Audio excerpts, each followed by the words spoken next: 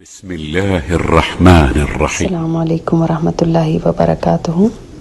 آج کل بہت ساری شادیاں ہو رہی ہیں اور بہت سارے سوالات اس سلسلے میں آ رہے ہیں کہ کیسے ہم اپنی خوشی کا اظہار کریں، اور بدقسمتی سے آج یہ حال ہے کہ ہم مسلمان بھی یہ سمجھتے ہیں کہ خوشی ہماری ادھوری رہ جاتی ہے اگر میوزک نہ ہو، یعنی میوزک ہماری بھی خوشیوں کا پارٹ بن چکا ہے، جبکہ میوزک حرام ہے اور اس کے اندر جتنے بھی مذاہب ہیں، یعنی جتنے بھی امام ہیں، چاروں اماموں نے اس کو حرام قرار دیا، اور اماموں سے اس لیے میں ریفر کر رہی ہوں کہ بہت سارے لوگ یہ سمجھتے ہیں کہ احادیث کو ہم تو شاید نہیں سمجھ سکتے، تو اماموں نے اس کو سمجھا ہوگا اور وہی بتائیں گے کہ کیا صحیح ہے۔ تو پیچھے اگر ہم جائیں تو احادیث سے بھی ہمیں پتہ چلتا ہے، صحابہ کی زندگی سے بھی پتہ چلتا ہے کہ تمام قسم کے جتنے بھی میوزیکل انسٹرومنٹس ہیں وہ سارے ہی حرام ہیں، چاہے وہ بانسری ہو، گٹار ہو، ڈھول ہو، ڈھولکی ہو، طبلہ ہو، ہارمونیم یا جو بھی اور اس قسم کی ساری چیزیں ہیں، وہ تمام کی طرح تمام حرام ہیں، اور اس کے پیچھے پوری روایات موجود ہیں، احادیث موجود ہیں، قرآن کی آیات موجود ہیں، اس لیے کوئی یہ نہیں کہہ سکتا کہ شاید اپنے طور پہ ہی کوئی بنا کے یہ کہہ رہا۔ اب سوال یہ پیدا ہوتا ہے کہ کیا ہم اپنی خوشی کے موقعوں پر، جیسے عید ہے یا شادیاں ہیں، اس کے اوپر کسی قسم کا بھی انسٹرومنٹ یوز نہیں کر سکتے؟ تو ایک انسٹرومنٹ صرف یوز کرنے کی اجازت ہے، اور وہ ہے دف۔ دف وہ جو ایک طرف سے کھلا ہو اور دوسری طرف سے بند ہوتا ہے، اور اس کے ساتھ کوئی بھی میٹل کی سرکلز جو ہوتے ہیں وہ جن سے جھنکار سی بجتی ہے وہ نہیں ہونا چاہیے، صرف اور صرف اس کی اجازت ہے، اور بلکہ اس کو انکریج کیا گیا ہے کہ اس کے ذریعے آپ اعلان کریں نکاح کا، کیونکہ جب آپ وہ بجاتے ہیں تو ایک طرح سے اعلان ہوتا ہے یہ کہ یہ نکاح ہے، کوئی چھپ کے شادی نہیں ہو رہی، تو اس کی اجازت دی جا سکتی ہے، کیونکہ یہ ہماری شریعت میں اس کے اوپر ہمیں احادیث ملتی ہیں کہ آپ یہ بجا سکتے ہیں۔ ایک ہمارے ہاں بڑی غلط فہمی یہ ہے کہ جہاں عورتوں کی گیدرنگ ہے، مرد نہیں ہیں، عورتیں ہیں صرف، تو اب وہ جو مرضی کریں اور ان کو ہر چیز کی اجازت ہے، چاہے ڈھول بجائیں، چاہے ڈھولکیاں بجائیں، چاہے وہ ناچیں، چاہے وہ بالکل یعنی آپے سے باہر ہو جائیں، تو ان کو ہر چیز کی اجازت ہے، کیونکہ مرد نہیں ہے۔ دیکھیں، مردوں کا اور عورتوں کا ایک مکس گیدرنگ ہونا یہ ایک الگ گناہ کی بات ہے، اور دوسری طرف یہ بھی گناہ ہے کہ اگر صرف عورتیں ہی بیٹھی ہیں اور وہ ایک ایسے انسٹرومنٹ کو بجا رہی ہیں جس کی اسلام اجازت نہیں دیتا،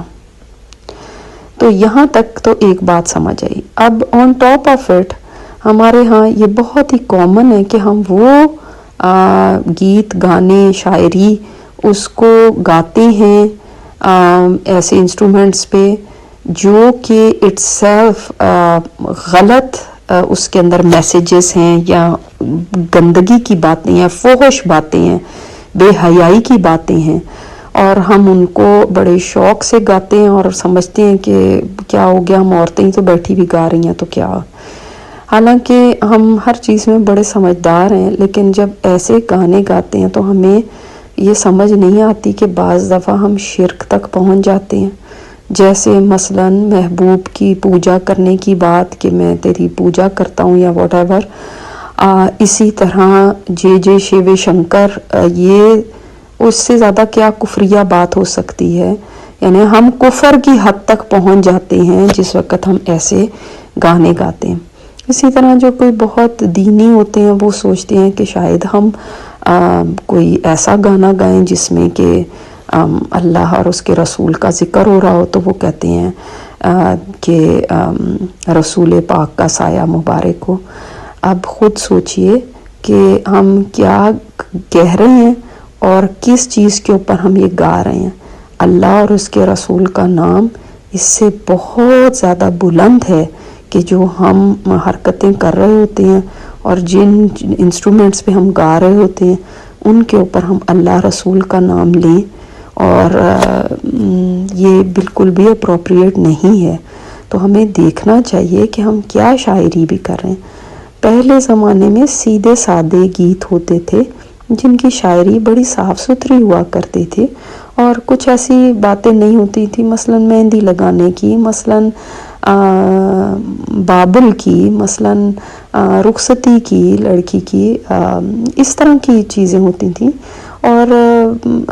مثلاً ہے کہ کوئی لڑکی یاد کر رہی ہے اپنے والدین کو یا اپنے میکے کو، اور پھر وہ اس کے گیت گا رہی ہے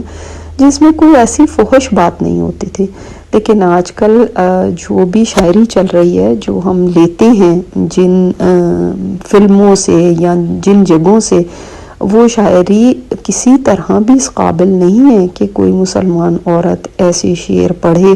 جس میں کہ محبوب کے تو گن گائے جائیں اور جو شوہر ہے اس کو برا بھلا کہا جائے، یا جس میں اگر دلہن والے ہیں تو وہ دلہا والوں کو برا بھلا کہیں اور ان کو برے القابات سے نوازیں اور ان کی برائیاں بیان کریں اپنے گیتوں میں، اور اس چیز کے مقابلے کریں اور اس کو سمجھیں کہ یہ بہت ہم بڑا کارنامہ کر رہے ہیں اور اس طرح ہم دوسرے سے جیت جائیں گے، اور اپنے آئے مہمانوں کی اس طرح سے بے عزتی کی جائے، جبکہ اسلام کہتا ہے کہ مہمان کا اکرام کیا جائے، اور ہم دوسری پارٹی کو برا بھلا کہہ کے یہ سمجھ رہے ہوتے ہیں کہ ہم نے بہت ہی مطلب ایک مقابلہ جیت لیا اور ہماری اس میں فتح ہو گئی۔ تو اس قسم کی چیزیں نہیں کرنی چاہیے، اور نہ ہی اس کے اندر ساس یا نندوں کو برا بھلا کہنا یا سسرال کی برائیاں، یہ اس طرح کے سٹارٹ لے کے سمجھ میں نہیں آتا کہ ہم کس طرف جا رہے ہوتے ہیں۔ تو ہمیں سمجھنا چاہیے، ایز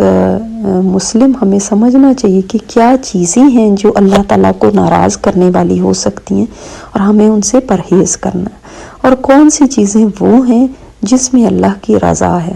تو اس کو دیکھ کے چلنا چاہیے، اور ایسی تمام فضولیات سے پرہیز کرنا چاہیے کہ جن سے اٹھ کے یہ نہ ہو کہ ہم اللہ تعالیٰ کو ناراض کر چکے ہوں اور اپنے گناہوں میں اضافہ کر چکے ہوں۔ اللہ تعالیٰ ہمیں سمجھ عطا فرمائے اور بری باتوں سے بچنے کی توفیق عطا فرمائے۔ السلام علیکم ورحمۃ اللہ وبرکاتہ۔